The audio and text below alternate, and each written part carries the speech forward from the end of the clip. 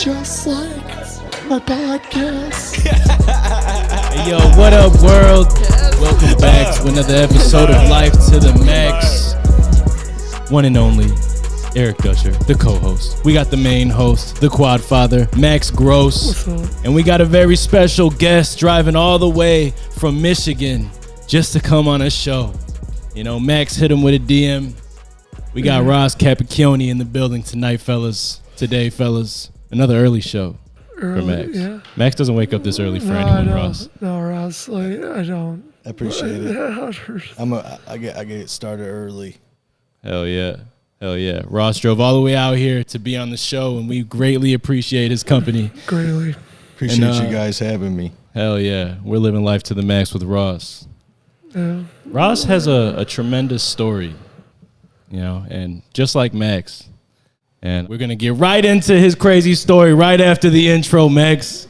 I might be paralyzed from the neck down breathing through a machine, but that doesn't stop me from following my dreams and doing what I love to do.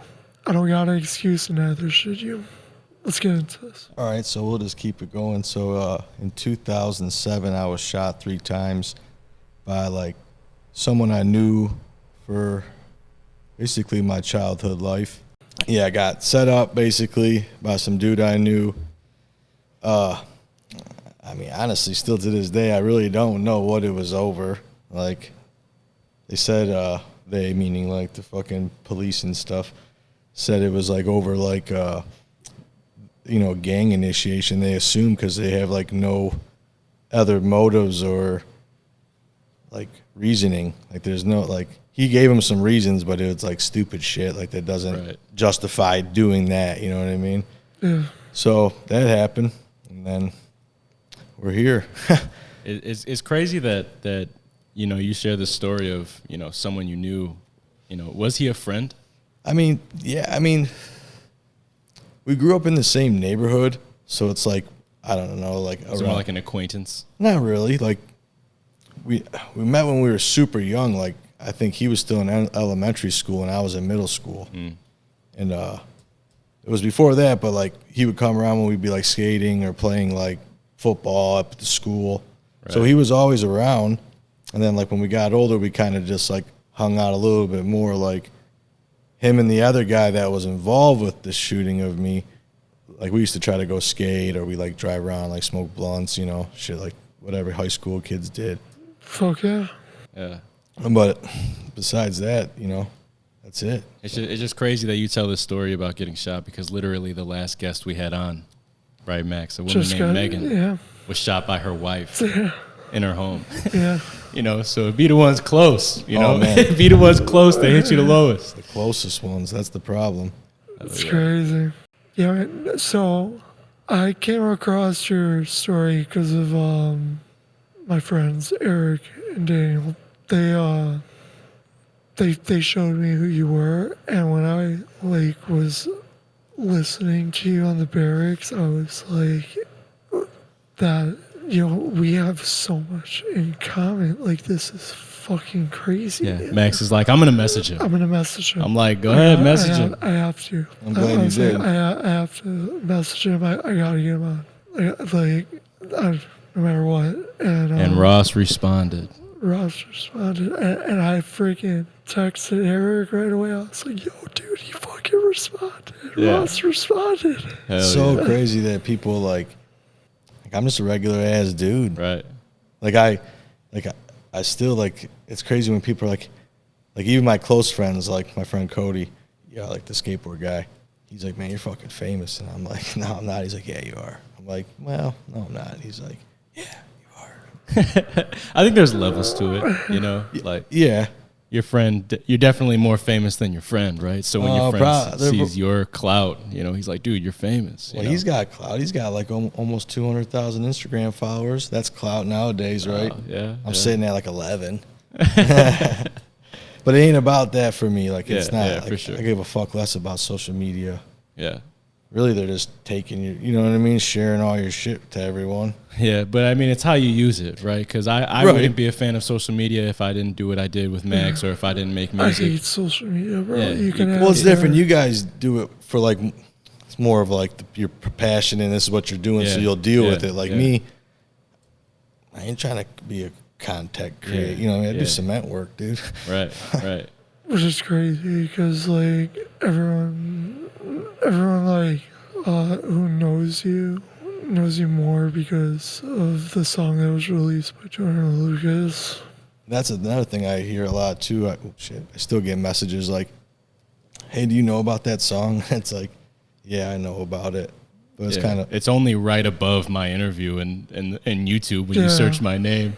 Yeah, it's like it's like hand in hand with it. Like some people like I get, I seen your like testimony or your documentary, or it's like, I heard the song.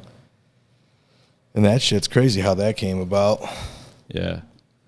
So you and Max was watching your interview and he's like, man, we got so much in common, you know? And what are some things that stood out in common when you were watching the interview? I didn't say a word, man. Like I just had my mouth open when I was listening to it because there's like a few things that we had in common. One, I woke up 3 days from a coma. You woke up 3 days from a coma. So when you were in your coma, do you remember it all or no? So I remember the flip. No, not the flip. I remember us being either upside down or not. I just remember fluttering lights and my mouth opening and closing. I think that's because I couldn't breathe. My saturation was at 80. So, like, I was barely breathing, you know, and then I finally blacked out. And so it was black till you woke up? Yeah. If you remember, like, I can close my eyes and remember what it was like after the tunnel, and it was just black. How would you describe it like more in depth? Like this. Just like that? For real, dog. Did it feel like you just woke up from a nap, or did it feel like... At first, like when the whatever is going on, you're still like, whoa, and then I'm mixing with the fucking morphine too from the surgeries. So I'm all types of stoned, you know what I mean, naturally and fucking drugged up. But yeah, it was like a dream at first till like just like for me it was all a dream feeling and everything was like it was like looking at this room, but there was like a fuzz over everything. Like you could make out the clock, but you didn't know what time it was. You know what I mean? You could see homegirl at the thing and the cameras, but you were like, what the fuck is that shit? Yeah. Then boom, back, like just like now. Interesting. Yeah, everything's back on too. All your senses, all your pain. Fuck that morphine. You know what I mean? That pain's in. Life is back. Life is back. Yes, this life is back. That's the fucked up part, bro. There's another one that starts because like that's why when you say, can you explain what you said? Like that's why I just shut my eyes because that's what it felt like. It felt like my eyes were closed and I was me, but I wasn't in my body. You feel me? So close your eyes and go like this. That's how like I felt when I crossed over. You feel me? Like I was Rossi, but I wasn't in the body. Interesting. Yes. If we're gonna talk more about the story, like your experience, and we're talking about your hospital experience and the feeling, tell me more about that outer body experience when you said it was like watching the ambulance. Because did you feel like you had an outer body experience too, Max? Definitely. Yeah. I got pronounced dead, and then they like brought me back, and it was it was good. But I didn't know where I was. I think it's a lot different, like breaking your neck and getting shot, like, you know, because it's more of like me being in spinal shock and you like having like possibly a brain injury. I don't know, like, or or like just like some issues with that, like. But for me, it was more or less like I saw the fluttering lights. I kept opening up my mouth. I said, and I was able to say, "Get help" to my friend who was in the army with me. We were both driving up to see my family. We were both driving up to see my family. And March 24th, 2016, and that was 3 days after my birthday. So, happy birthday to me, right? Yeah, that's a hell of a birthday experience. You're still here though, so that's the biggest thing. But yeah, man. My question, real quick, is like when you had that feeling of the flickering lights and asking for help, like what happened after that? Like, do you remember as vivid as like, because I could take you through my whole situation, like I never tell your story and maybe it'll jog Max's memory. Like just this, like I remember like after the first shot to my arm, like my adrenaline was full going. Like my heart was like, I can't even, like a speed bag, like not beating. It was just full pump. Like, you know what I mean? Like adrenaline, lying, running through the woods, shit. You know what I mean? Like full speed. And like I couldn't feel anything until like I felt like the adrenaline like kind of wore out. And then I could start feeling like all the pain.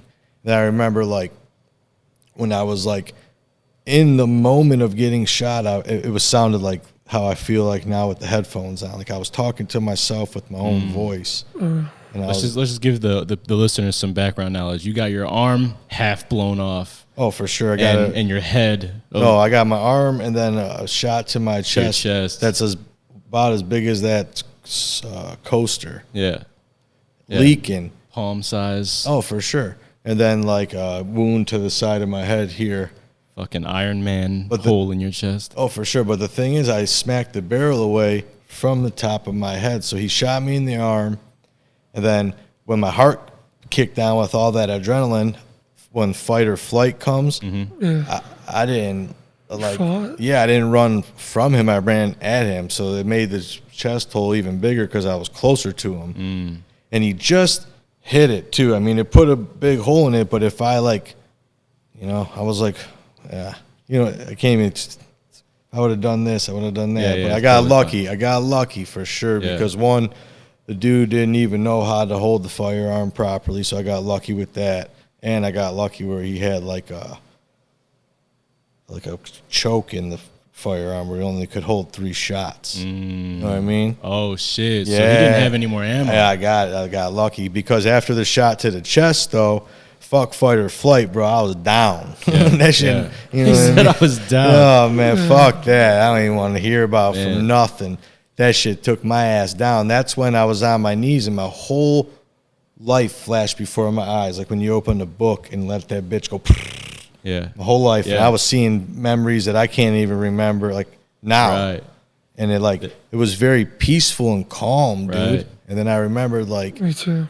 It was like the peaceful. It was like chaos, ears ringing, gun to my head, book, you know, flutter, peaceful, see my life. Yeah. And like when I accepted it, I was like, all right, well, here, this is it. That's where your interview hit me because I went through a time in my life where I was in like negative degree weather. I was lost. I lost my phone, and it got to the point where the cold was fucking with my mind, and I kind of like lost consciousness. I'm gonna make my story really short. I don't want to take away from yours. And I regained consciousness in a field. Can't feel the cold anymore. The snowflakes are falling in slow motion, and I remember thinking it's so beautiful. You know, in fact, I was warm. And I was thinking, my family's going to find me in this field, but that's okay because I lived a wonderful life. You know, I was so grateful for everything I've been through. Like you said, I was flipping through all my memories like, this is great. You know, I lived a fucking amazing life, you know, and then there was a voice, like you said, there was a voice where I was like, nah, fuck that. You're walking in the middle of the street. Someone's going to come and fucking find you. And sure enough, a cop rolled up and was like, what the fuck are you doing out here? The weather was so bad and so dangerously cold that nobody was out. Nobody was driving, you know, plus it was like 2 a.m, you know, so thank God for that fucking cop. Fuck yeah, praise be to God, bro. Yeah, just like that guy that found just you. Like the parole cop. Yeah. Dude, that's what I'm saying. If you look at, I'm glad you're still here, brother. Yeah, hey, likewise. I'm glad we're all at this table right now. Yeah, for sure. God, that's like this table is a representation of how strong like God's power is. Facts. I ain't trying to tell no one how to like believe or what they're trying to do. That do you? That's fine, but like, just know, there's the one. Yeah. No matter what, we all got to answer to it. Oh yeah. I'm not saying he's taking, you know, checklist on you, but I felt like when my life, like looking like if that shit were happening to me today, looking back, like I'd be like happy as fuck, but I'd be sad because I'd be like missing out all on the memories of like seeing my kids and shit. Yeah. But like back then, I told myself like, I was like, man, fuck it. This is 17. I lived a good life. Like I was ready. Like I felt like where I was gonna go was like driving here. You know, my wife's like, be careful. It's fine. I'm like, man, I'm gonna be so amped to just get there. Like I fucking drive through anything. You know what I mean? That's how I had a feeling when I crossed over of like this like comfort, like kind of like beckoning me, like come on in. You know, but when I got there, they were like, psych. Sorry, Ross. Can you explain the story? Like, because we're like going all over the place with your story. I just like we need to hear it. All right, let's have it. Let's It's have like it. the whole thing now. Yeah. All right, so From start from finish. all right, so all right. It started. I'll do it like kind of quick because I don't want to take too much time if you guys want to talk about other stuff. But all right, so like I had a friend in high school that got in trouble, and this is the guy that I grew up with, and he like got kicked out of school, and I was still in school. So like we started kind of like not chilling as much because it's like you're getting in trouble, and I'm like a normal fuck kid living at home. I got a job. So it's like, it was like, we're not vibing. And I was at that point in my life where a lot of my friends in high school were into heroin already at a young age. And they were all like, they would try to tell me like, oh, you're so whack. You don't want to try it. It's like, you guys making me crazy. What? I don't want to do that shit. I feel like, I don't know, but I feel like Michigan does have a high drug rate. Oh, it's bad still to this day. But that was like, So do we. I could go through like all my. There's two things like where I grew up in the area where I grew up. It was like a very cliquey area. Like you had your like punk. It was like so like Is this Macomb, Michigan? Yeah. So it's like 20 minutes, northeast of Detroit. So that's how you grew up out there. So it was all cliquey shit. But anyway, so I was doing my own thing, so he was like a part of like that kind of outcast friend group I had that were all. He wasn't doing drugs, but I categorized him in the kids that did drugs. But anyway, so he one day was like, I haven't seen him in a while. He came up around where we were hanging out, and he's like, "Hey man, can you give me a ride to my uncle's house? I want to go down there and like stay. I just need like a ride." And I was like, I'm busy, blah blah blah. And the next time he asked me, it was like the same thing, but then he's like, I want to come back. I just want to I was down there, while I was kicked out of school, but he actually said he was going to start going back to school. So like kind of like, because that's why the reason I didn't fuck with him anymore, because he got expelled for like fighting with this group of people at school that like I was cool with too. And then he was like, are you going to like back me up? I'm like, what the fuck are you talking about? I'm not going to, we're in high school and shit. I'm not going to fight my friends with you because you started shit with them. Like, what? Like, what? Yeah. Fuck is my backwards, man? I don't know if I'm like just wired backwards. But that's what started it, bro. So, and then he conspired that shit with another kid at school. So there's like 2 kids that know about it for like 2 months prior. Anyway, finally convinced the dude. I mean, he convinces me to give him a ride because You've known him for like your childhood. Man, at least like 8 years. I know where his family lived. Like I would go there and hang out with him. Like his grandma would like just be chilling, let us go in the house. Like we lived in the same like neighborhoods. Yeah. Like, he only lived a couple blocks away. You know what I mean? Yeah. And we didn't live in like a bad neighborhood. Like maybe not as nice as like out this way, but like not bad at all. Yeah. But so anyway, finally something like I was supposed to chill with my friend Mike or some shit happened. And he ended up like hitting me up, and I was like, he's like, man, I'll give you like $50 for gas. I was like, really? He's like, hey, I'll give you 25 for gas, and I'll give you like some weed for 25. I'm like, all right. In and out, like I just got to take you. You got to get your shit from your uncle's house. And we're like, yeah. So that's what happens. We drive down there. It's like not far from like So Ross says you said on the barracks is on the east side, and that's like a really bad side of Detroit. Yeah, like a lot of Detroit is bad, like just the city itself, like even like the downtown's bad. And I'm not saying that because like I was born in Detroit, dude. Yeah. I love Detroit. I mean, worked at Hart Plaza. That's a big thing. I'm like redid all the cement there with like not my company I own, but a company I worked for. Yeah. So it's like I'm like fucking like for life in the city. You just know there's certain spots that are man, just, like you gotta fucking wake Motor City all the way. Yeah, for sure, dude. The motor. You gotta fucking know. You know what I mean? Yeah. In this part of town, I already knew off rip. Like this is just like a crack and prostitute. It's like dope area, guns. Like it's not like the West Side where you kind of got like you still got that shit, but it's more like well kept. I would say it's kind of being like on the West Coast. You go through the hood, it don't even look like the hood. You think you're in a nice ass neighborhood, but watch your shit. You know? Yeah. But I knew off rip. That's why I said when we pulled up, he was like, "All right, let's go in." And I'm like, "Nah, I'll just wait right here." I was like, "If anything, dude, I'll drop you off." I think we said like I'll even drop you off right here. I hit it, like drive around for a second and come scoop you, like because I already knew like it just was too weird, you know. And we got out the car and like basically it was like in someone's backyard, and then there was like a business and then like the main road. So like that road right here was like the main road.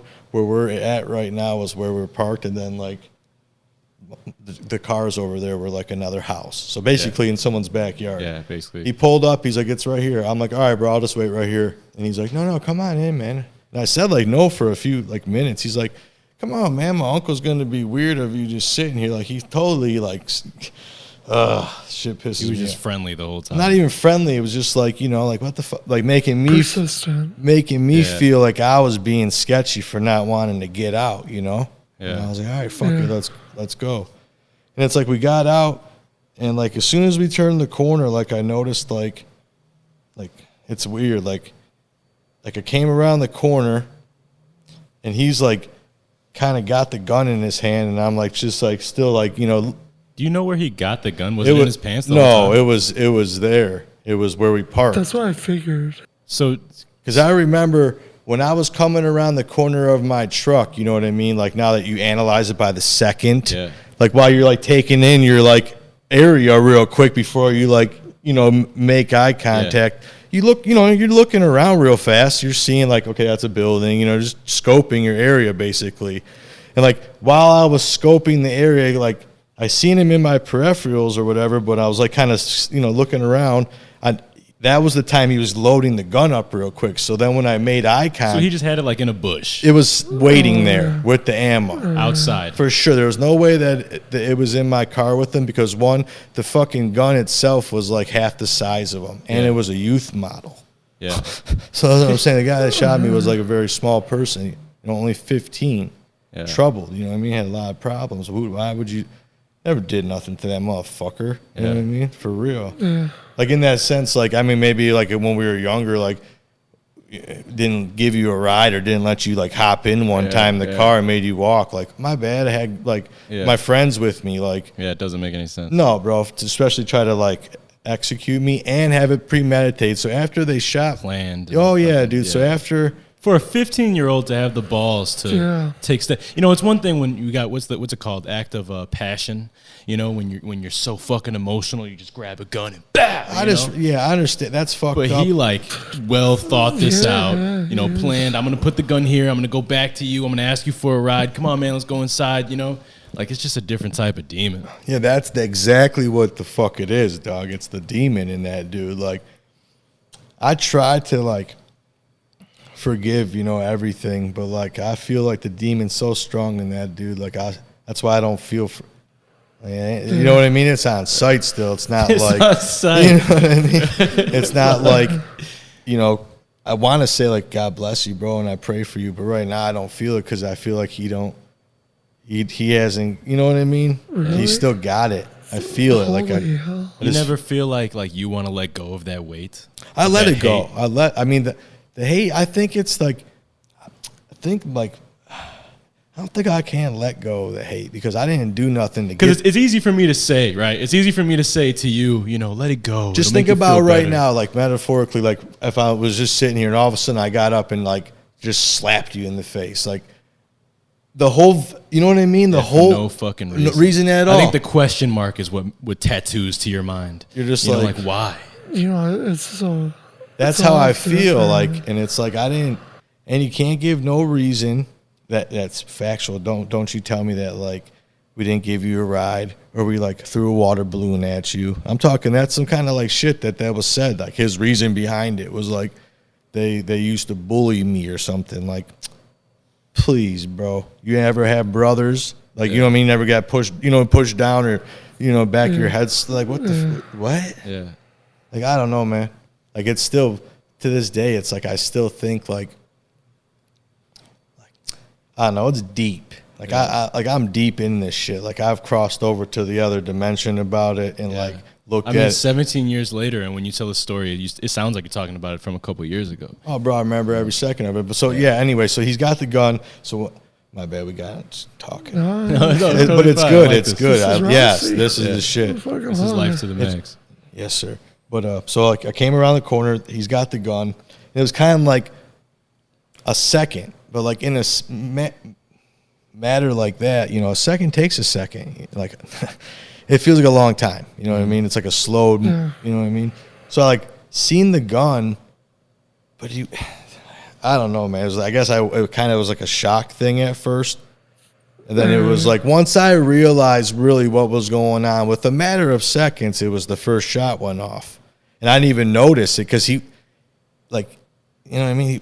He wasn't holding it right. You know what I mean? I hunt, you know what I mean? Bird hunting, game. Like, there's gun safety. Everyone should fucking know it if they're going to pick, you know what I mean? The gun's not the problem, really. It's not. It's the person. Yeah. Like, my gun, whatever, anyone's gun, if you take it and throw it out, it's not, it can't do nothing. Yeah. You know what I mean? It's like, it might fire, I guess, if you have no safety at all, and it's like some rigged thing. But I'm saying you got to pick it up, load. You know what I mean? You have to do all that shit for it to work. Mm-hmm. So it's like, so I felt the first shot. I heard the gunshot, and then I kind of didn't feel nothing. But then I kind of seen him that he was holding it. I mean, I noticed. I just kind of looked down, and man, my arm was fucked up, dude. So you were still just standing in place. Standing in place. Wow. He almost missed, bro. I wish he would have missed the first one, because then I think I would have been able to get the gun away. I might have ended up in jail because I probably would have shot him. You know what I mean? With the there was two left. Yeah. But with the anger, you know what I mean? Like, in the fear. Yeah. Because, like, I don't care what anyone says. If you go into, like, a fight or an altercation, there's no way you're going into there with your heart not fucking racing in fear. Yeah. Like, you know what I mean? That's why I try to avoid. The way you describe your heart beating like that, that's how it's going to be when you're beating that motherfucker. Yeah, even if you're winning or losing, it's going to still be the same thing. you know? survive. I mean, it's kind of like the military. I mean, they don't teach us to freeze. We return fire. Of course. If we take contact. Exactly. And that's like kind of, I never was in the military, but that's kind of how, like, I grew up. Like, even with my father, my brothers, my friends, like, you give out respect. Don't fuck with people. But if someone fucks with you, and after the first, please don't do that. Yeah. I mean, what the fuck Give else them what they're asking for. I mean, yeah, I guess the next step is spit on them and instigate some shit. You know what I mean? Because what do? It's hard with my kids because I want to answer with that, but they're too young to process it how we see it. Like, just let me do me. Don't fuck with me, or I'm gonna get pissed. And I try to tell. She's like, "Well, I'm gonna tell a teacher." I'm like, "For sure, tell a teacher." Well, then what if he doesn't listen? I smack the shit out of him. What? I'm like, I mean, There's a fine line. There's a fine line of when and when not to bring violence. But sometimes that violence, when it comes to defense, is necessary. And that's what I teach my daughter. You should see her. She's all like, and I'm like, what I show you, honey, is for defense. I said, we never want to like hurt no one. Like, this is for if anyone tries to hurt you and you're not with dad or or you know what I mean, your family. Yeah. My parents always raised me. They always said, "Don't swing first, but be the last to swing." I mean, defend yourself. You know, you don't gotta win. I didn't get that card. No, you didn't get that card. Max is swinging first. I was swinging first. Like, I got my buddy pistol. He'll swing first. Yeah. So he got his name for a reason. So you get the first shot. You hear the first shot. Oh yeah, sorry. Did you ask him? Did you? Yeah, it was like, honestly, like, I didn't like it. Like, when the adrenaline kicked in, it wasn't like, "Hey, bro, did you shoot me?" It was like, started freaking out. And that's when that full fifth gear, like just fast as fuck, you know what I mean? Adrenaline kick, dude. Our last guest that I told you about, where her wife shot her, she said, she looked down and she's like, "Did you just shoot me?" Or did she say her wife said, "I just shot you"? And she's like, "What? You're kidding." No, I think she said, "Did you just shoot me?" But also, she said her wife said, "Oh my God, I just shot you." Yeah. So it's crazy that like once that adrenaline again, it just numbs you. Yeah, it's crazy. But then, like I said, I got that fight or flight feeling, so I approached him, and that's when he shot me in the chest, and it fucking almost missed me, bro. And even with that one missing me, I still was in go mode. So I fucked the arm. I got one arm. That's all I need, dude. Mm-hmm. But it hit me, and that's the one that dropped me to my knees, and that's when he went to do the third shot to blow my head off, but I slapped the barrel away after my life flashed before my eyes. After that peaceful feeling left, it was back to the ears ringing in pain. So I felt the barrel shaking, and I slapped it away. It was like 2.5 inches away from my head. How long? I mean, you're probably... Jesus Christ. So I still got like a shot to the head, but it's like not my shit blown off to pieces. How long was he in that position, just aiming at your head? Bro, like however long that the fucking sequence of life was. How long? Yeah. So I guess it's hard to tell, right? 2 seconds, but remember when we talked how a second sometimes is long? Yeah. That's what I mean. Like in that moment, that 2 seconds of him just being like, "What the fuck's going on?" Like that was my life flashing. Like that's who knows? Who knows? And he wasn't speaking at all the entire time. Didn't say shit, because I remember after the third shot, I smacked the barrel away and I could still see. So I knew, like, I remember the top of my head was burning. But I was like, man, I can still see he didn't get me that good. You know what I mean? Like a headshot, you ain't supposed to be able to still fucking think you can. You know what? God, now. Yes, sir. Already past that shit. You know what I mean? So like, I mean, I took a severe headshot, and I do have like a part of like my brain that's dead. It's like a little piece of the tissue on this side, and really the only side effect is like I was born right-handed, so now I just got it left-handed. Like I can still use my right hand for stuff. But that's your only side effect? Yeah. You just got left-hand dominant? Yeah. That sounds like a lucky trait. Man, please, are you fucking kidding me? That sounds like a very lucky trait. Yeah. Oh, dude, yeah. But so after the third shot, I smacked the barrel away, and I remember he was like looking at me, and he like took the barrel of the gun and the butt of the gun and turned it around and like hit me in the face with it, and I fell on my back.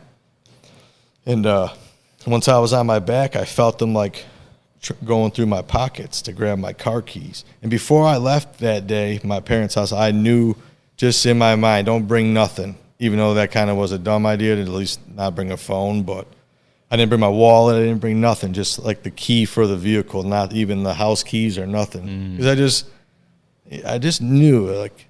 So he hits me in the face with the butt of the gun. I'm on my back. I feel him going through my pockets, and now this is where like I have adrenaline at this point, and I can see, but I'm slowly starting to lose vision from lack of oxygen. You know what I mean? So I remember the last thing I seen after him grabbing the keys is I was on my back, and I grabbed him. And I remember like knowing I couldn't do nothing, but I just wanted to like bleed all over him and shit, and like just grab him a little bit. And somehow me grabbing him from my back, like, you know what I mean? Like trying to hold him down on me and like him scurry off me. Now, mind you, in high school, I was like the same, maybe not as tall, but I was like bigger because we had like weightlifting class, and I took it every fucking year from freshman. Max is like, fuck yeah. You know what I mean? It wasn't like I was super big, club. but I was like, I was bigger, and that's why I was able to take that chest shot and stay alive for so. Because this was a smaller kid, right? Yeah.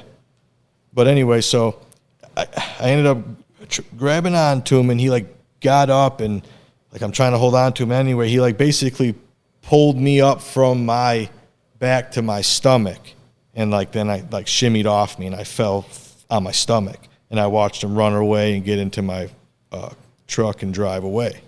And I'm like, well, he's not coming back for me, so And then the third person And started. you couldn't speak at this point either. No, I would try to speak, but the weirdest feeling would come over me. It'd feel like I would just be making these weird noises, Shock. like zombie growls. Yeah, you know what I mean? yeah. Then my third person, like the headphones would come in, like, all right, Ross, you got to try to get up, dude. So I was like trying to push myself up, but I couldn't do it.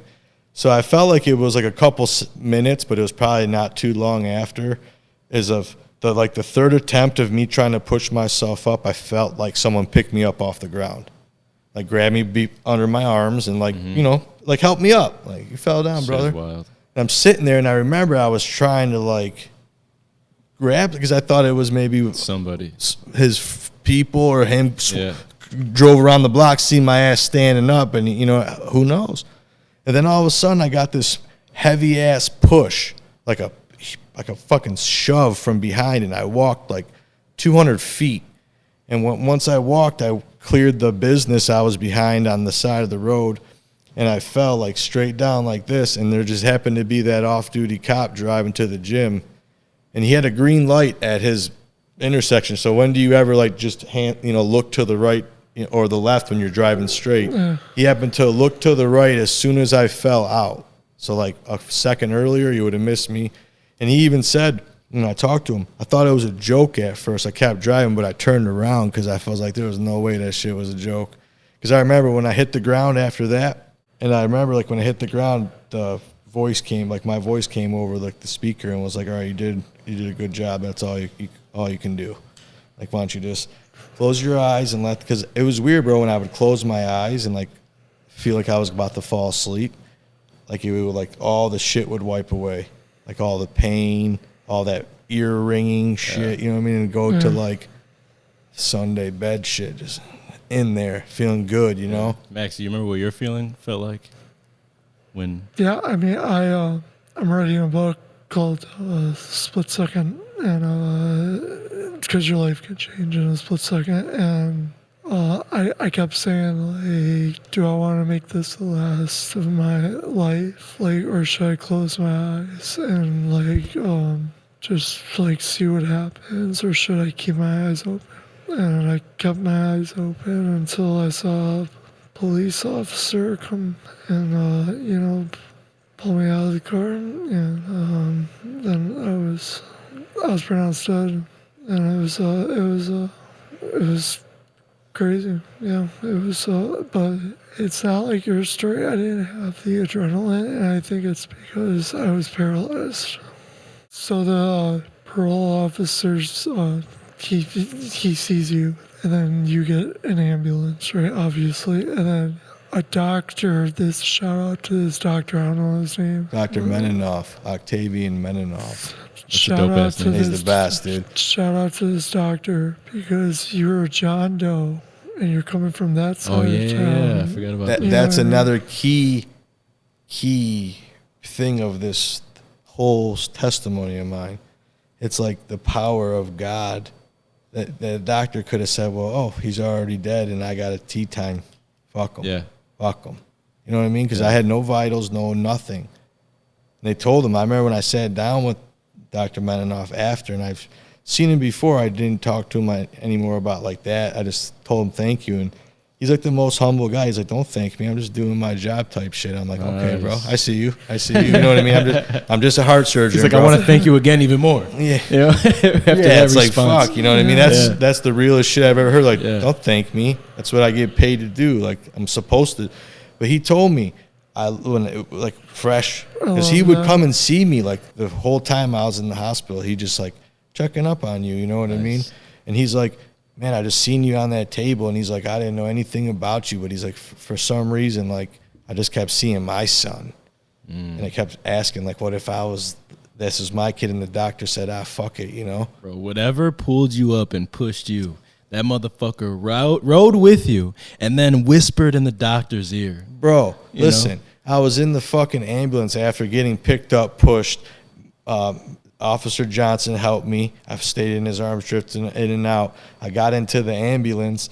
They gave me... They said, bro, you look great. Yeah, yes, they did. They gave me saline or whatever they can start pumping through your blood, you know what I mean, to get you hot, going. Because I remember once I got in there, I could hear them, but I couldn't see. And once they're like, we're hooking him up. And then once it was like, boom, like the fuzzy vision, then I could see again. Yeah. And this dude was just staring at me like, I can only imagine what the fuck I looked like. Yeah. And I remember looking, and when I made eye contact with him, it was weird. Like I made eye contact with him, and then when I noticed him looking at me, it was like I could see through his head to the top of the like ambulance. And when I did that, like a little beam of light, bro, like this fleck on the table, just like a laser pointer, but maybe a little smaller of like white light. I noticed it.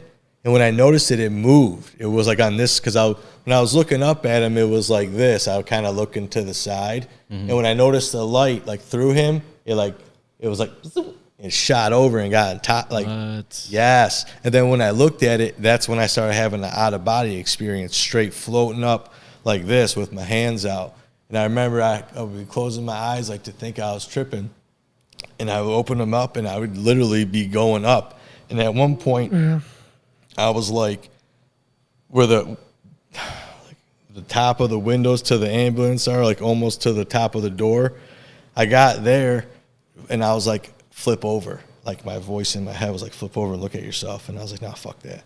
And then once I said, nah, fuck that, it was like a portal. Like that little beam of light turned into like when you look down a peephole, and I mean like out a peephole on a door, you know what I mean, to see who's outside. It was like that. Yeah. And then the tunnel was coming like towards me. And then it was like, it went from not being able to flip over and see myself, but like feeling alive, but in this now white just tunnel. And it was like, I felt the vortex like bringing me up, you know what I mean? And then it got to the point where it was like so much like throttle and shit, and then I was in a different life. So now this is the craziest shit. Like everyone left it out because, you know, the time frame. Yeah.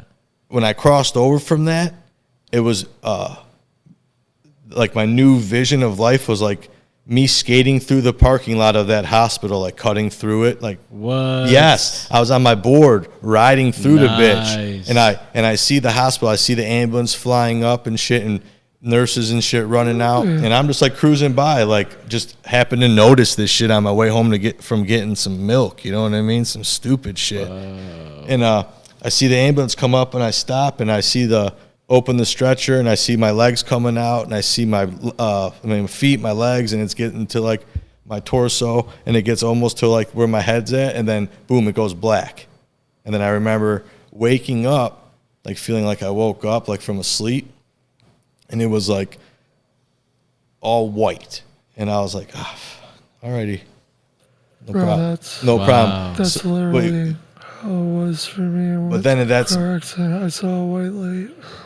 And then after that though, like my conscience and my soul was there, but then it's like started to do that like pixelating shit where everything was like a TV screen, like black and white fuzzy. And then it was like I told you, like I could start to see shit like IV bags, and I could hear like the beep, beep, like from all the shit, you know what I mean? Then all of a sudden, we're bringing Max back, bro. And then all of a sudden, like a snap of the finger, dude, boom, good eyesight, and this nurse was just staring at me, and I remember thinking, like, because it was a woman, I was like, oh, dude, sweet, like this is a very beautiful woman just staring at me, like with like such loving eyes, you know what I mean? And that was the first thing I woke up to.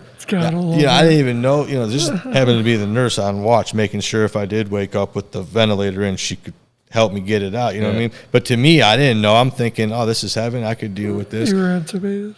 But all of a sudden, it turned into like her face turned into like not like looking at her like love of her life to like freaked out. And I'm thinking, oh, man, look, I'm probably some kind of project, you know what I mean?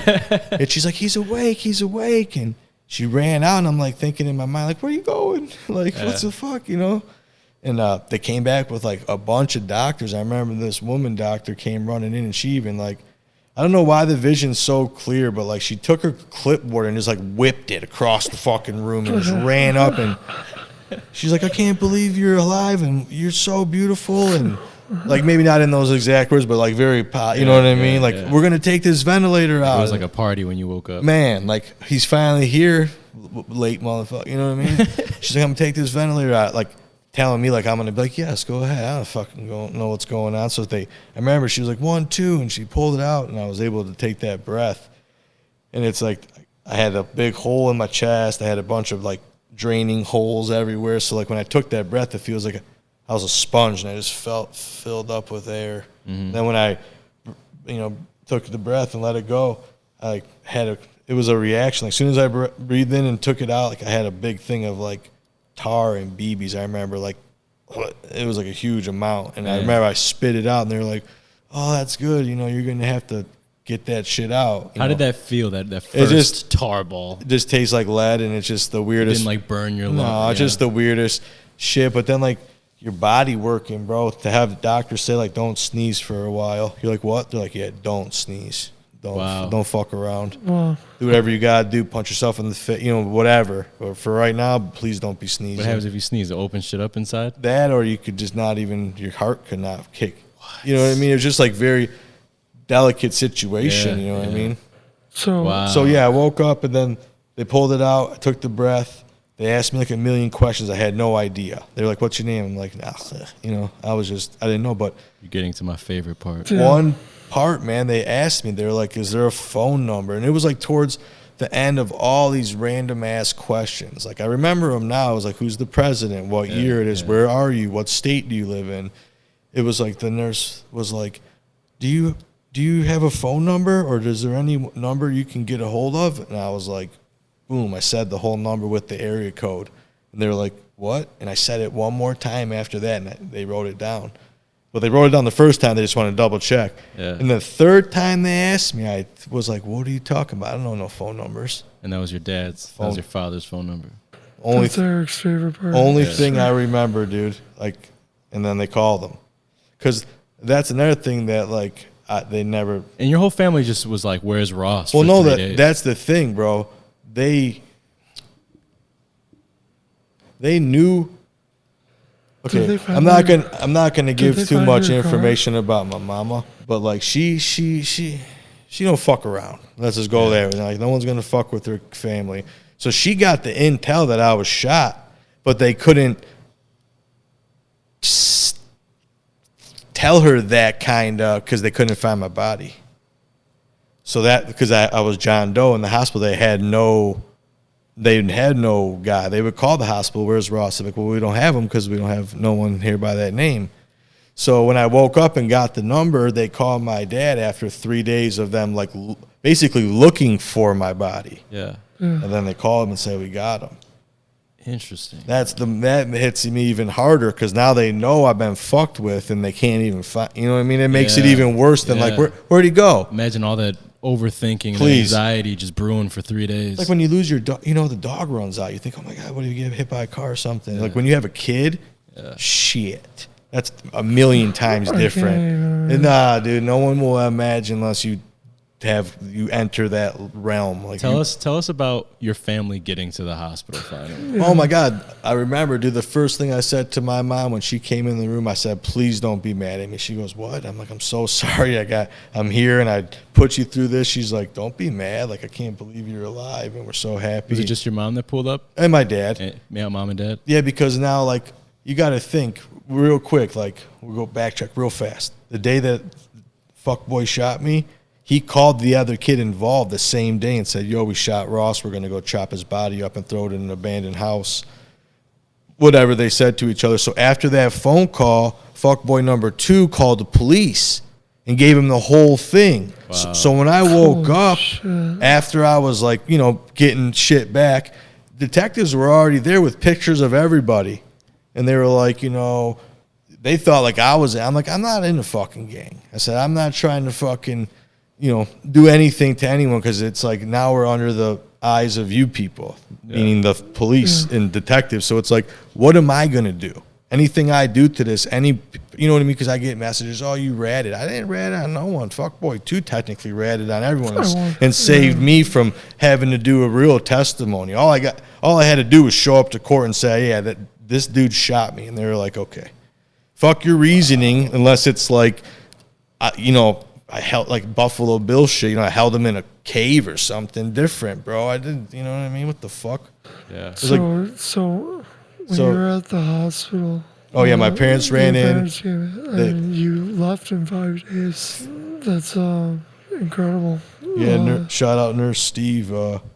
he helped me get strong. And he told me, like, I remember I would get so pissed at that guy because he would every day get me up and be like, hey, you got to get up. You got to walk around. And I'd be like, fuck you. I'm not getting up. He's like, all right, be a bitch and shit. And I'm like, what? What'd you say? Like, but he would tell me, like, yo, you got to get a little healthier so you can leave. He's like, if you don't leave the hospital with, like, the wounds you got, and I know this is not going to make sense to you, but he's like, they're so bad, you got to be outside.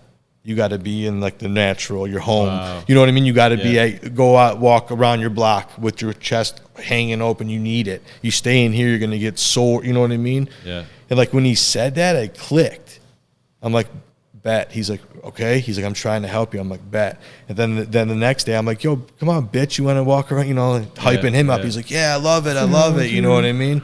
It's just like, and then I remember we walking around the thing, and I, like, by the fourth day, I'm walking around with, like, no walker. I'm just pushing my morphine bag. Fuck yeah, man. Floors cheering, go, you know. It's just like, fuck yeah, dude. Hell yeah. Dude, shout out to that hospital, too. I mean, St. John's Ross, dude. And then, you know what's another thing? When I left the hospital, I went out the same doors I've seen in my second life. Wow. And I've never been to the hospital in my life. So you walked through it and you're like, this is what I saw. When I walked out, I seen the parking lot, and I'm like, no shit. I turned around, I seen the front doors, the same building. Wow. And I've never been there before. That's crazy. It's real shit. Yeah. That's what I'm saying. That's stories like this that make people who didn't believe in anything, like, believe in something. That's what I'm saying. It's there's, like, too much energy and shit your soul harnesses. And I'm not saying, like, everyone's gonna come to their pitcher flip day. You feel me? Yeah. No matter what, everyone's gonna punch their ticket. No matter what. Yeah. Everybody. Yeah. You know, God bless them. But when you come to picture land, I think if you, like, are a decent person and just, you know what I mean? You have peace. You're like, okay, I'll go. You got me. I feel like if you wronged and did shit that you never, and then you, like, it's like you cross and then you go to the next life with that shit on your back. Like, damn, I can never say sorry for that. Or I think that's what, like, the difference of heaven and hell. 'Cause it felt so good. I was not scared. I was comfortable. Like, I was, like, going to the next life with no hesitation. Oh yeah.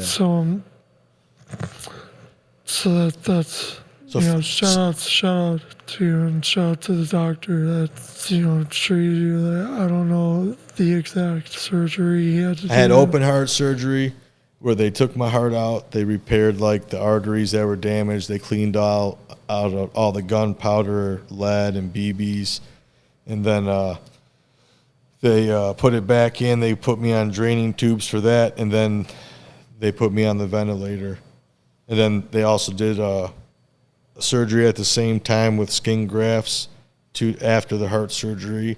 One doctor did the skin graft on my arm, while the other guy did my the gunshot wound on top of my head. And then I was on the ventilator.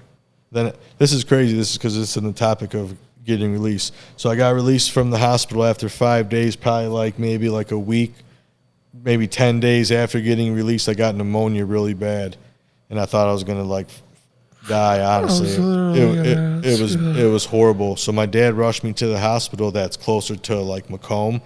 It's in Troy, but since my medical records were technically like a gang thing, I had to have an alias. So that hospital didn't have any of my records. They didn't know who I was. They couldn't pull up anything. So they said, you got to go back down to St. John's where they got all your shit.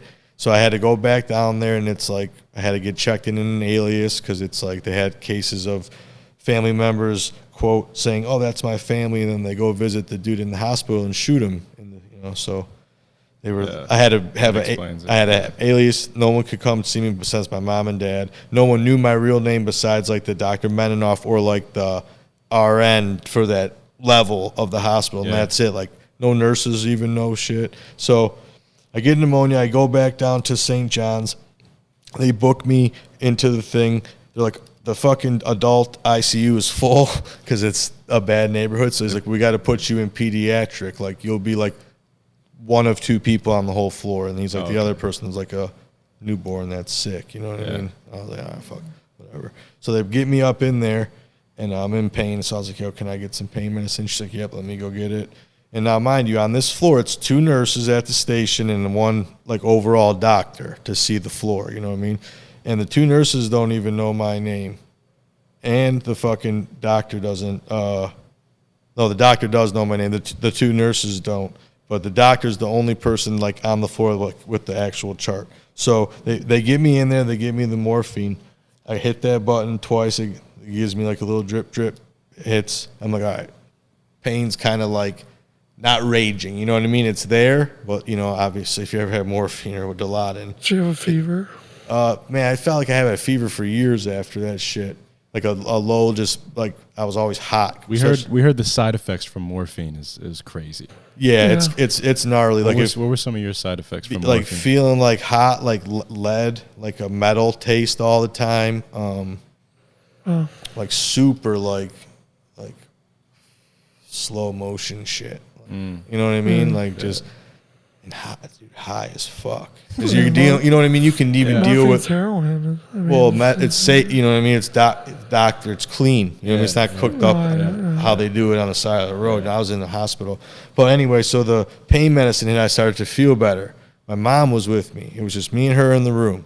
She's like, I got to try to sleep. I'm like, go ahead. Because in 2 minutes, I'm going to pass out anyway. And I'm going to need at least a couple hours before, I'm going to get up and walk all the way to the car. So I remember the little TV there, I put it on, and it was X Games street skateboarding, so I was, like, real hyped.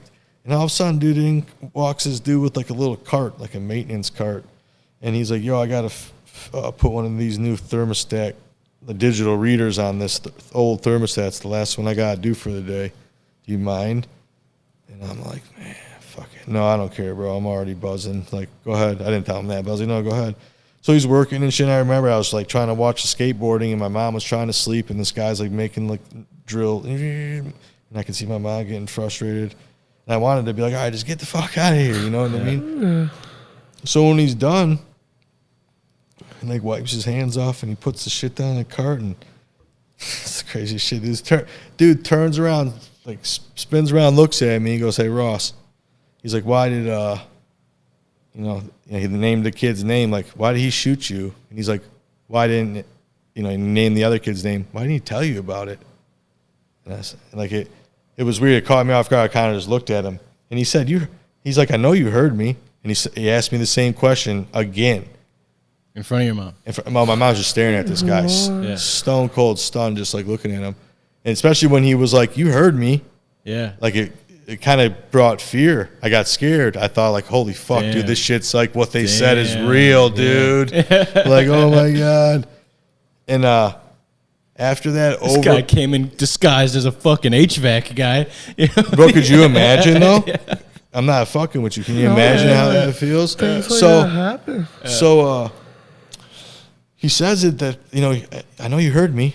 And like after like that, probably a split second of like absolute fear, that strange like comfort flutter feeling came over me.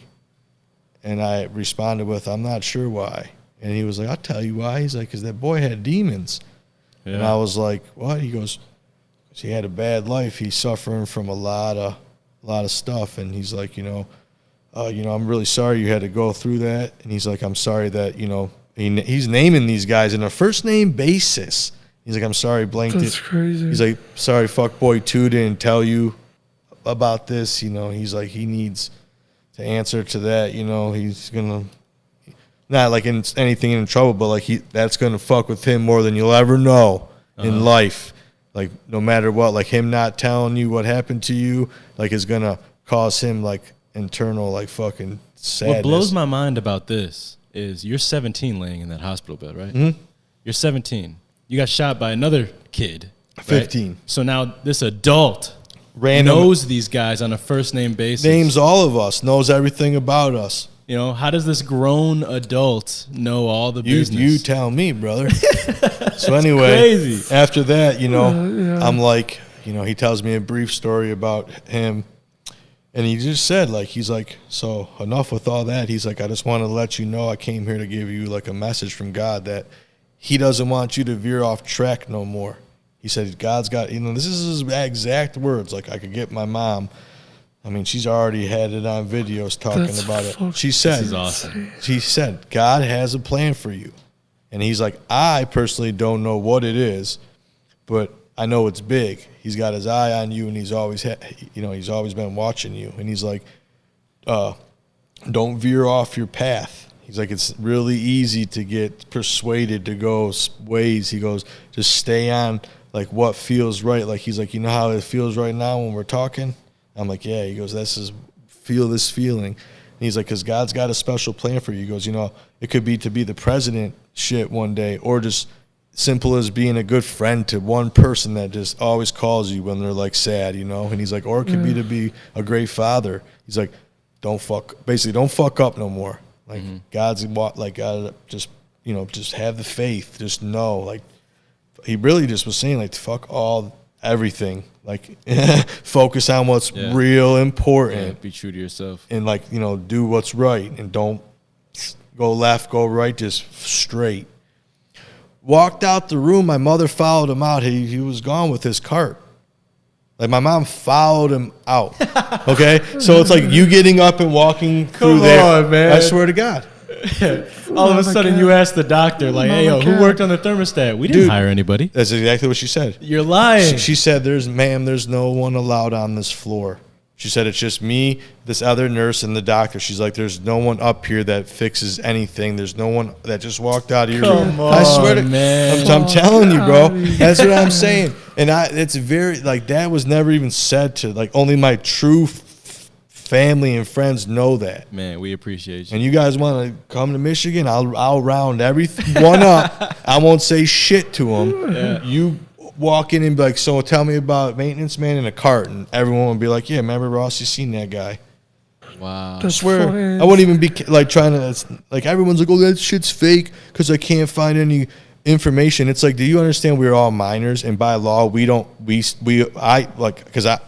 the one at the end could get control of, like, saying if I wanted it public or not. Right. We were said no. I don't want people knowing, like, it's no one's fucking business. Yeah. Like, if you know deep enough me, like, personal level, like phone number wise, you can look the people up, their names. I ain't naming no one. I'm not giving no one no fucking nothing for that. You know what I mean? Even if it's negative shine, positive shine, nothing. Like, fuck them. I ain't gonna say, you know what I mean? People are good. It's fake because I can't find it. It's like, no, because you're allowed to say you can't. You know what I mean? It's like, I love the fact that you come on this podcast. Yeah. We know your story. We watched this interview, right?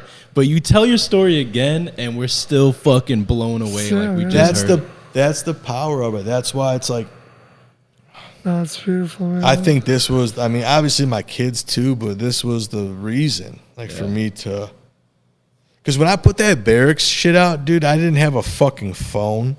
I was basically damn near homeless. I had to sell my truck in California to put like 10 grand in my pocket and live off it. You know what I mean? I hit the barracks up via email because I met Steve in Texas at the Johnny Romano Make-A-Wish Foundation. It was like a skate jam. And the first year I went with my buddy Cody that's on the shoe team, and I paid my own money to go with him to, like, help him. I mean, support him. Shout out Cody. And I met, shout out Cody Cepeda. And I met Steve Bear there. And then, he told me, if you're ever in California, hit me up. I want to do something about, your thing. And, like, never money, never nothing. I did that really just organically to be cool with the barracks. I wanted that in. Like, I wanted to be, not like to be pro, just to be able to be like, hey, can I go skate there today because I'm in LA? And they're like, yeah, go ahead, bro. You know what I mean? That's all I wanted to be, like that. Yeah. So I get in contact with them. I remember I had my brother Michael. He drove me up to LA to my friend Kevin Scutchfield's house. I spent the night. The night before I sold my truck, so I'm like on the bus the next day with like all this money in my fucking backpack and shit. I go meet up with Colin Kennedy and Daniel. I forgot his last name. And they're like, all right, we'll film it. So we go to this rooftop, and they set up. They're like, are you ready? I'm like, yeah, let me just hit my joint, because, it's going to be deep. I don't even know you guys. We met 30 seconds ago, Sat down on that rooftop, dude, and one taked it. But we stopped because they would be crying and shit, but we just did it. And then that was it. They were crying while you were telling the story on the barracks? Yeah, Colin Kennedy was just moved by it. Not like, he was like, dude, I got kids. I couldn't even believe, like, not knowing where they're at for 3 fucking days. He's like, that's what's killing me, just even to think about that. And he's like, I don't even know you and you're a nice guy. Like you start to think about all like life's true emotions, not like hate and anger, like the real ones, love and peace and shit. Like you find it. Oh yeah. But what do you think, like, if you ever had to deal with that with your kids being a father, like, how do you think you would? Oh, dude, I couldn't even tell you. I just had to cry. You know what I mean? I just pray for that never to happen. But that's why life is so fucking precious. Like I mean, basically the way I look at it now, I risked my life to come here. You know what I mean? To drive and meet you guys for this. Literally, I didn't. I drove here in my vehicle, but like shit can happen, like in cars. I mean, look at the host of the show. You know what I mean? Shit can happen. Well, I mean, like look at the Michigan State shooting. That literally just happened. People are just going about. That's why, like, I try to tell my wife too. Like, we gotta because it's hard to get, like, I don't know, like lost in life. Like, oh shit, I'm working and I got no money, and you get those blinders on for those fake problems. Yeah, you get pissed, about not having money, but then you think, well, you might not have like a money in your pocket to just go throw out the window, but you paid your mortgage, you paid that car note for your kids to have that car. You still got food on the plate. You still got somewhere to sleep. You still got a family that loves you. You got water. You know what I'm saying? You got water. Coming from Michigan, shit. You might have some. This week might be tough with some boxed food, but next week we'll be back to nice steaks and shit. On that note, we like to talk about big little things on that show. Max has a question for you. Well, I told you from the jump that like a little thing for me would be breathing, and like you got that big gasp of air when they pulled the intubation out, the ventilator. But I took breathing for granted. I didn't know it was a privilege to breathe. That's one thing I wish I could have back, but that's definitely a little thing. So what are some of the little things that you forget about? Just life. How little really like life is, but it matters so much. You know what I mean? Mm-hmm. Like everyone's life, it means so much to that person and who they know, but maybe not to the outside or to like the big, the higher powers. Yeah. Well, like, that's what I took for granted. I always would think like, fuck, this shit sucks. Like I would manifest that kind of energy. Like, oh, I don't got no money. I have a shitty job. Blah blah blah. Like. It took years to change it to be like, I ain't got no money, but fuck it. My kids got some clothes and they can eat, and my wife drives a decent car to get around, and I got a truck. I don't got that genuine gratitude. Yeah, I mean, I gotta work strength. It seems like you don't want the glitz and glam. You just want like a regular life. Yeah, don't get me wrong. Like, no matter what in life, you got to work hard to get ahead. You know what I mean? Like financially, whatever. So like, do I want like to be famous and shit for what happened to me? Fuck no, because one, it's like a lot of people use it in a negative thing and try to profit off of me. Mm-hmm. I want to work and do my own thing to get successful. You know what I mean? If it comes from like anything with my story, run it. You know what I mean? Because I basically died for that moment. Yeah. I think we're all trying to climb. 100%. So when you left the hospital, like during the barracks, I heard that like you went through some issues like mentally, like when it came to you bathing yourself, like you couldn't even bathe yourself, or like did you go through any trust issues? Like I had a shit ton of trust issues after I left the hospital because a lot of people crossed me. I still got them, 15, 16 years later, dude, but they were way worse. You know what I mean? I used to not even trust my own family, and my parents would be like, yo, I know can't even imagine, like, it hurts us to hear you say that, but, you can trust us, you know what I mean? We ain't gonna, sometimes you know what I mean? And then, like, I would hang out with people, and it'd be like, soon as I got that one, like, sketch vibe, I'm gone. Like, I'm famous for this. They're like, where'd Ross go? Yeah, I just leave, man. And then my real friends would be like, don't worry about it. He left. You know what I mean? Like my friend Justin or Pete, they'll be like, don't worry about it. He left. He had to go. You know what I mean? Yeah. And that never goes away. You know what I mean? Like coming here the whole time, I'm like, what the fuck, dude? You know what I mean? Like every time I do these podcasts, it's like something different. One time my friend Mac, shout out Mac, he has a good podcast. He like flew shout out his podcast. Oh, he's got so many. I'd have to. The one that I recently did for him was called Told, and it was on Snapchat. It was like in the like the story section, nice. and I just briefly went over my story, and they talked about my business that I started in 2019. But yeah, like he flew me out to California and shit. My wife's like, "What the fuck?" I'm like, "Trust me." Oh, you're like, what the fuck's? I'm thinking too. I'm the one who's got to get on his plane, fly over there, get out the plane, get in the car with the people. Like if it's a setup, then I'm the one who's got to live it. You know what I mean? So that's why I love when they work out like this, because podcasts are the coolest thing. Like any people I do like business with, I treat it as like I'm representing my company. Basically, this company is myself, because it's like we're talking about me. But like even when I do cement, like I always like try to give the best price, where it's like everyone that helps me in the company, my company, makes some money, but the person's not getting gypped off. And it's like so many people have taken advantage of me in the past. Me too. It's like, fuck y'all, dude. And y'all profited off it. And it's like when I want a little bit of money, it's like a big deal. Yeah. And like you're talking like the money. Come on, man. It's like not even like, please, bro. Especially nowadays. Yeah. To rewind a little bit about the little things and how Max mentioned about the glitz and the glam, I really think everyone in life is trying to climb. We're all trying to get more. We're all trying to get higher. And there's nothing wrong with that. In fact, I encourage that drive. I encourage that grind. Facts. It becomes a problem when you're fatigued and it's changing your character and it's changing the way you think, and you're still grinding through the fatigue, and it's poisoning you. Your drive is turning you gray.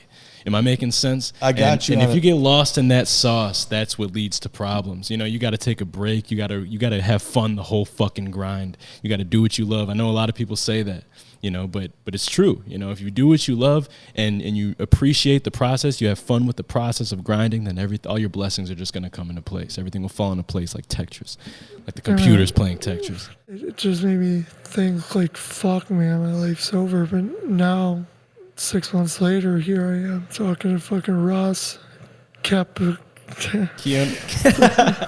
Go ahead, tell the people your proper first and last name. Ross Capicchioni. Capicchioni. It's all good, Talking to man. Ross Capicchioni. No, man, that shows God has a plan for him too. Yeah. No matter what, like everyone's got a purpose. Sometimes it ends like soon. I've lost people real close to me. Suddenly, that's like, man, you can't help to get angry, but it's like that's the plan. So like you surviving like twice now some near death shit. Yeah.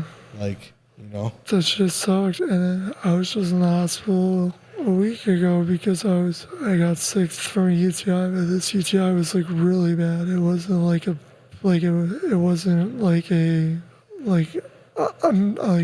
mild UTI like I usually get. Like I had 103 fever. Horrible, bro. Yeah, but we're seasoned now. When it's back in the hospital, we're setting the flat screen up. We're bringing the fucking PlayStation 5 in that bitch. Hell we're calling yeah. some escorts. We're going to have them Yes. dancing. Hell yeah, bro. Fuck yeah. But Eric, I love that really shit. puts my That's life awesome. in a better place because he makes sure I'm good.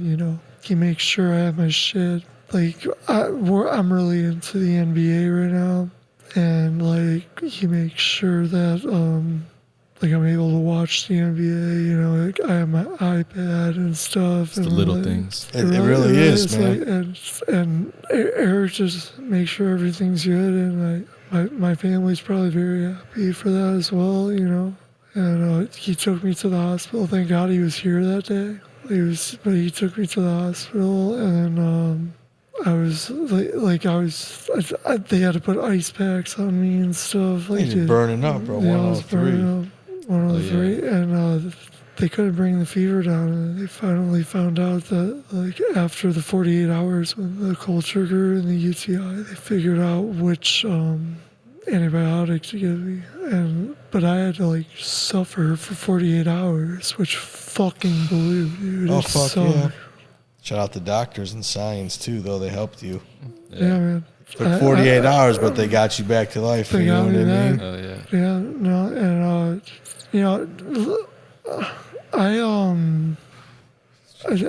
and doctors and stuff. There's been some that I've hated, and there's been some I've loved. And I know there's going to be something in the future for me, especially like when it comes to like physically like movement. Like I know something's gonna happen. I just gotta wait and be patient. But like I'm not gonna like say like, yeah, my life's great. Like but like I mean what I say in the beginning of the podcast. I don't got an excuse, and neither should you. We're still doing this, like, And we encourage everyone else, no you're matter still what you've been through. You're still fucking doing it, man. Anyway, Yeah. that's what I'm saying. Like, when I say, like, if I can survive what I did, anyone can. You just got to have that drive in you.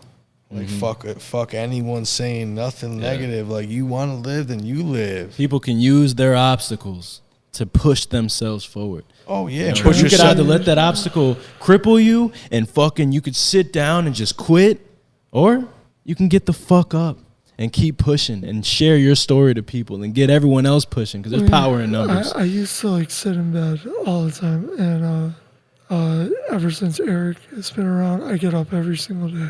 Every single day I get in my chair, and like that's Yeah, it's because really I walk in the good. room and I'm like, all right, Max, smack him across the face. Let's The get the fuck fuck up. No, that's like, I can relate. Like, my family was always there. Like, my mom and dad and my sister and my brother Mike, too.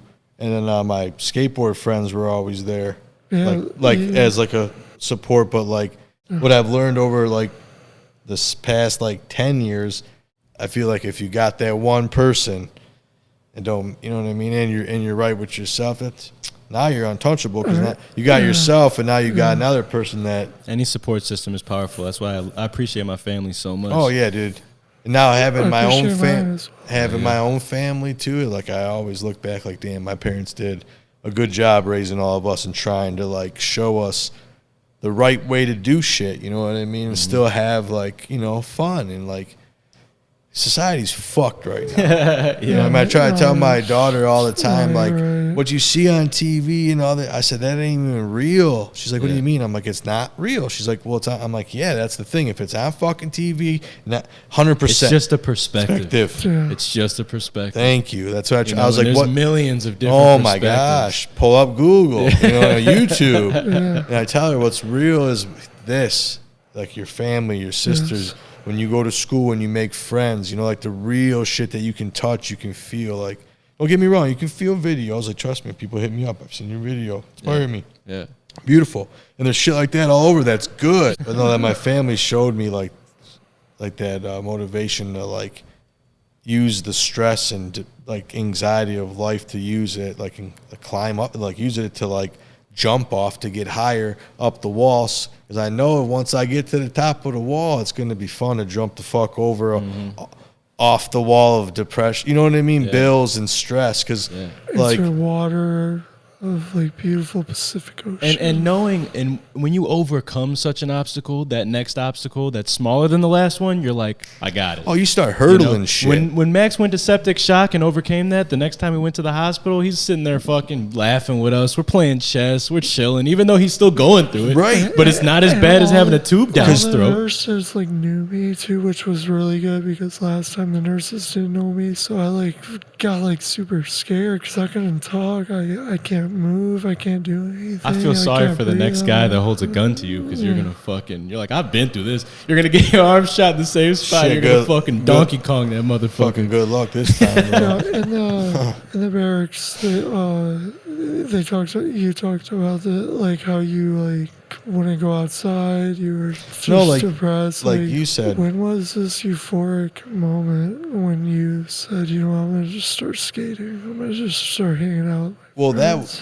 like I felt like how you said you didn't want to get out of bed and shit.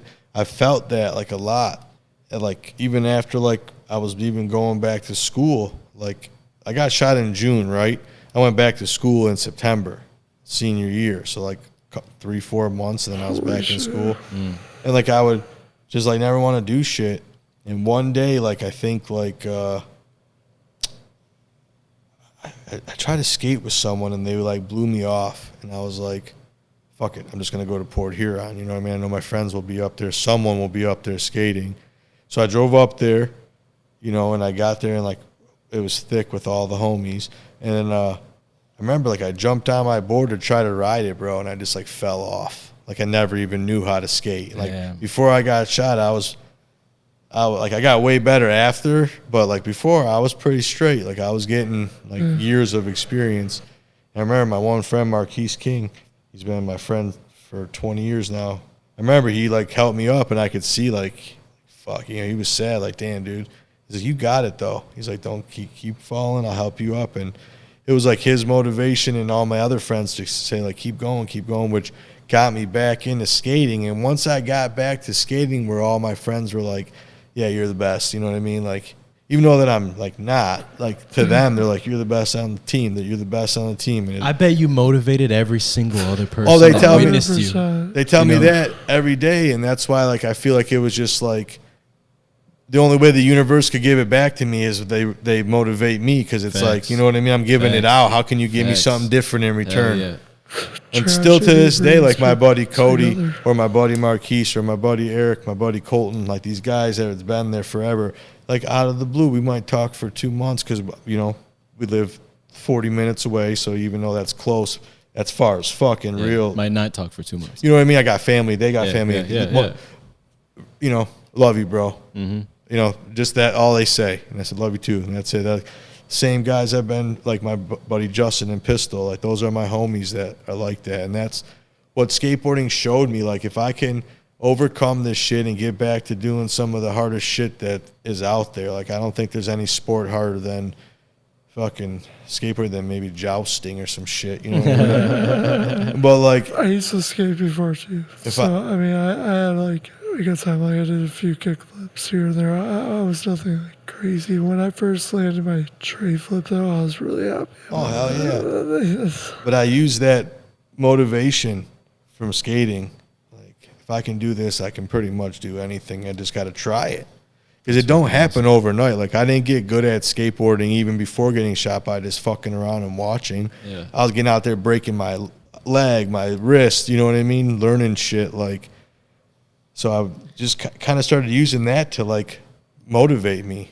And that's why like I started like my own business with cement, because it's like I was like, man, I know how to do this shit. Fuck doing it for someone that doesn't respect me. I'm over here like, so it's just like that's how I overcame. That's how I had that big awakening. Like, you know what I mean? Yeah, man. I still get stressed. I still deal with shit. You know what I mean? I ain't no like fucking millionaire. I still got to hustle as hard as fuck. You know what I mean? Just like us all. You know what I mean? We're approaching the 90-minute mark, and I wanna ask you. It's straight. I want to ask you the last question.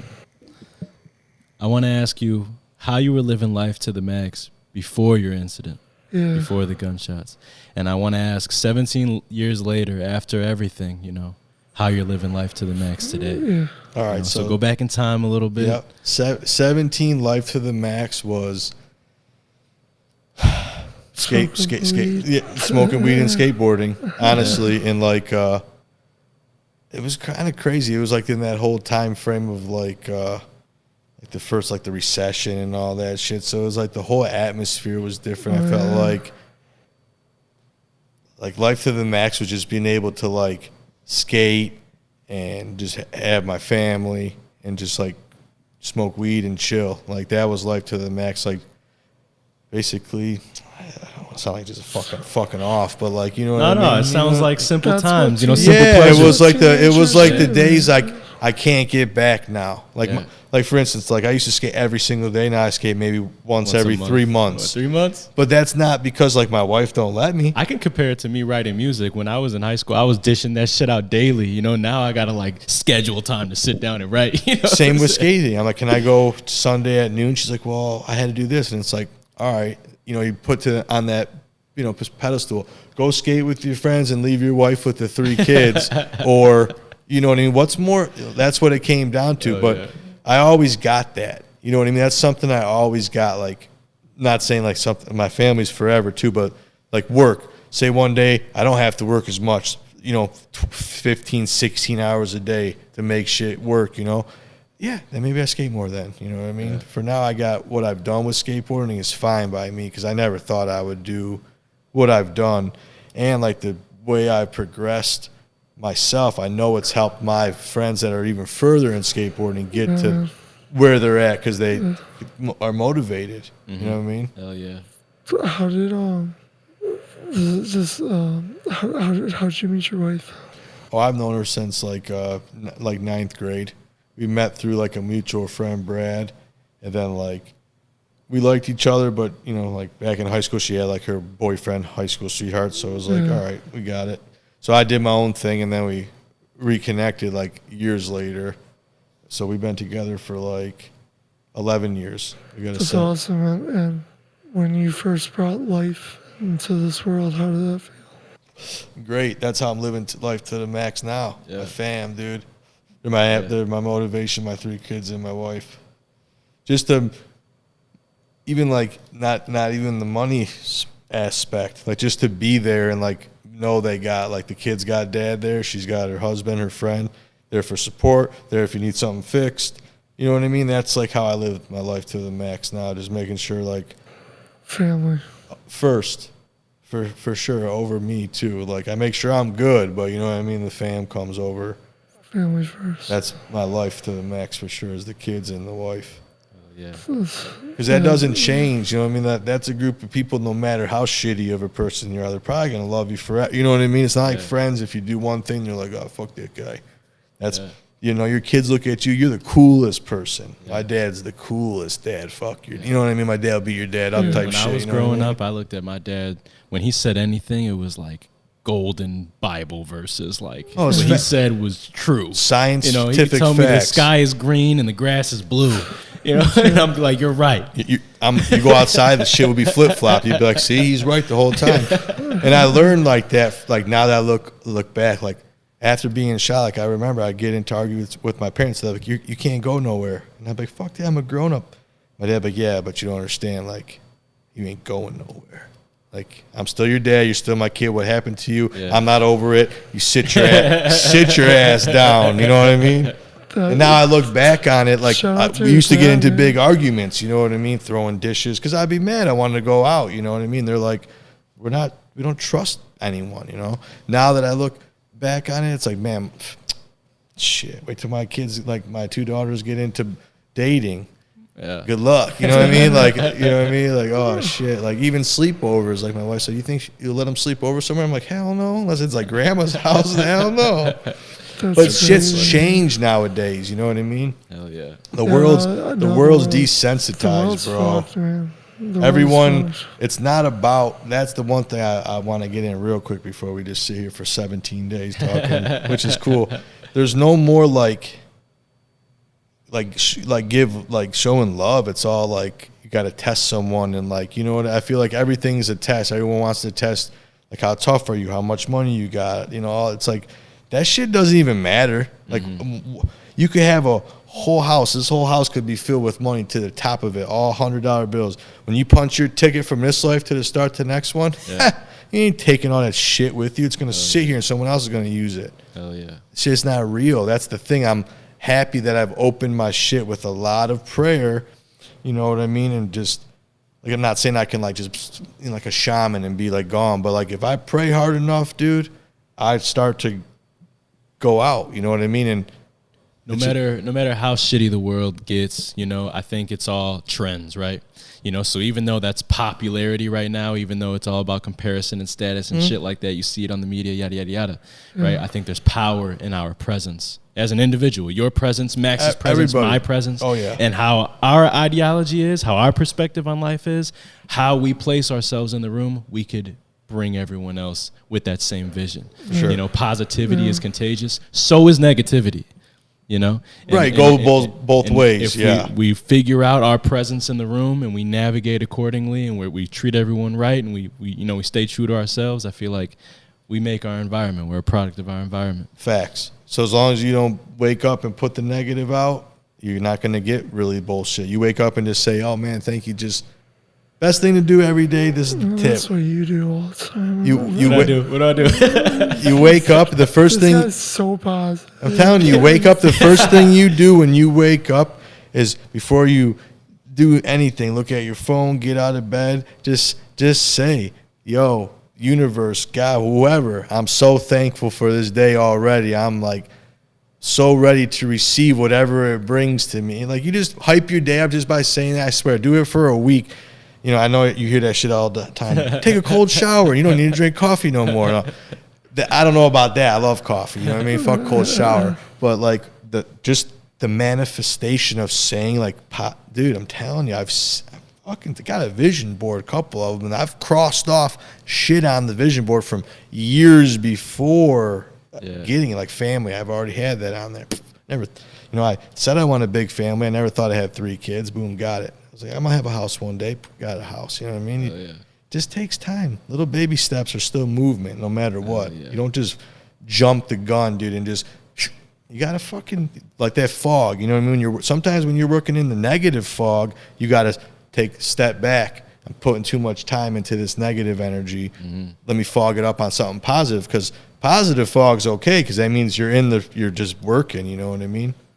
But, bro, you're inspiring. You guys are inspiring. I'm so happy I met you guys. Your story's inspiring. I'm glad I inspire you as well. Like, I mean, like, oh, dude, the understatement. feeling is mutual. Like, Motivation now.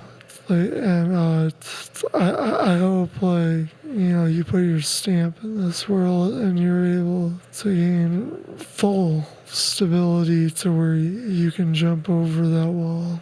And, hopefully it's into an ocean. Hell yeah. This man walks in the house. Ross walks in the house and gives Max a skateboard before he even introduces himself. He goes, here you go, man. Well, it's my actual skateboard, too. I hope you got another one. Well, I'll get one. All right, because I'm going to say, as soon as you get home, I want you to hit some skates for us. Yeah. I don't even know how to talk the lingo. I hope you skate for us, dog. No, yeah. I'll just get in. If we come to Detroit, will you take us somewhere? Oh, dude, you guys call when you come to town. If you don't call me, we got problems. But when you call me, I got you guys. We can follow. You know what I mean? You probably got your own vehicle you have to take. You follow me, or I'll follow you. Give you the address. I'll take you around, show you the city. I'll show you some iconic like Michigan street spots, and we can hit some parks, and we can just go. Man. Michigan's sweet. It's like this. You got like 1 minute you're in the city, 1 minute you're by the water, 1 minute you're in the woods. There's a lot of water. Yeah. Oh, yeah, surrounded by water. Yeah. Man. Oh, yeah. Ross's second episode on Life to the Max will be in his home city. That would be fucking sweet. No, 100%. We'll bring everything. Because I was saying I have like I don't think we're going to bring all of this. Okay, but you need to bring a little bit of. I was going to say, you need to bring, I got space for stuff like this. Yeah. It'll be fine. We'll bring our GoPro. Yeah, we'll probably set up GoPros instead of these 4K HD cameras. I've had fucking red cameras and shit at the crib. We'll do it. Oh, okay. Ain't All right. nothing, All dude. right. He got it. Let's run it, dude. Come on. I'm telling you, you guys come over whenever the fuck you want, man. All right. Love for you to meet my family. We'll definitely take you up on that offer probably in the summer. Have to. At least one time. At least instead For of sure. making it like a ritual, at least do it once. Hell yeah. For sure. All right, dude, do us a favor. It's been great meeting you, man. You're a great person. This was You're a great person. vital for my spiritual. It's good. Hell yeah. I needed it. Hell yeah. I'm glad it goes both ways. Oh, man. Right back I and hope forth, this is brother. like a good interview and not the one where you like feel like obligated. No, this for interview is so good, it's becoming a problem because I don't know how to conclude it, Max. I was just going to say, like, it can't be anything bad because we just keep going. Like, once you guys edit it, you'll make it magic. I love it. You're a great person, man. You really are. And Likewise, that's why the energy is like this. We're all on the same brain wave. You know what I mean? Fuck yeah, Max. We did it again. Love you, man. Love you, bro. That's the thing. It's just that's what I'm trying to say one more time. Like, shit is bad, but like my bad isn't as bad as his bad, or someone that has it worse than. Worse. Please, And it's like you have to look at what you have, like what you Perspective. got, not what you're like, oh, I wish I had a new fucking house. Like, you'll get it. Happy you still got your house that you got now. Oh, Be yeah. happy you're breathing. Man, happy you're fucking breathing, happily everything. Yeah, just happy to you woke up and now you can choose to do whatever the hell you want that day, positive, negative, whatever, but you have control over it all. That's people got to wake up and realize, like, you are in charge of your own fucking universe, and you can portray of love, light, and positivity, or you can just piss out negative and anger. And it's like, you attract what you want, but I'm going to go with the people that are loving and kind and positive over the people that are negative and angry. Fuck yeah. That's Hell what I yeah. live for, bro. I just try to be always like, treat people how you want to be treated. Hell yeah, man. And if they don't respect you, then fuck them. You know what I mean? Yeah. It's been great, man. Hell yeah. Fuck yeah. All right, yo. It's been great. Hell yeah, dude. What up? I'm Ross Capicchioni, and I'm living life to the max. So, you know, you gave him a skateboard and he gave you a jacket. Living life to the max. Just like my podcast.